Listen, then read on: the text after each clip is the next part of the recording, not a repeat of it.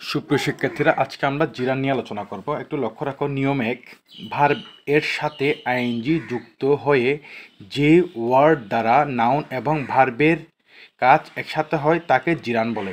যেমন reading is my হবি, এখানে read হচ্ছে ভার্ব এবং আইএনজি যুক্ত হয়ে একটা জিরানের কাজ করছে। ওকে। নিয়ম দুই, ভার্ব কে, কি বা কাকে দ্বারা প্রশ্ন করে যদি কোনো উত্তর পাওয়া যায় তখন ওই ওয়ার্ডটিকে জিরান বলে।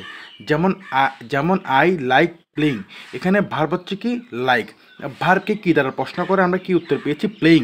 কি পছন্দ করি? প্লেইং পছন্দ করি, তার মানে এই প্লেইং একটা কি জিরান। 3 নম্বর নিয়ম, ভার্ব প্লাস আইএনজি যুক্ত ওয়ার্ডকে পরিবর্তন করে ইট বসিয়ে বাক্য যদি সঠিক থাকে তখন ওই ওয়ার্ডটিকে জিরান বলে। যেমন smoking is a bad habit, এখানে স্মোকিংয়ের পরিবর্তে আমরা ইট বসিয়ে বাক্যটাকে ঠিক রেখেছি। একটু লক্ষ্য রাখো, smoking is a bad habit, স্মোকিংয়ের পরিবর্তে আমি ইট বসিয়েছি, it is a bad habit, তার মানে স্মোকিং হচ্ছে একটা কি জিরান।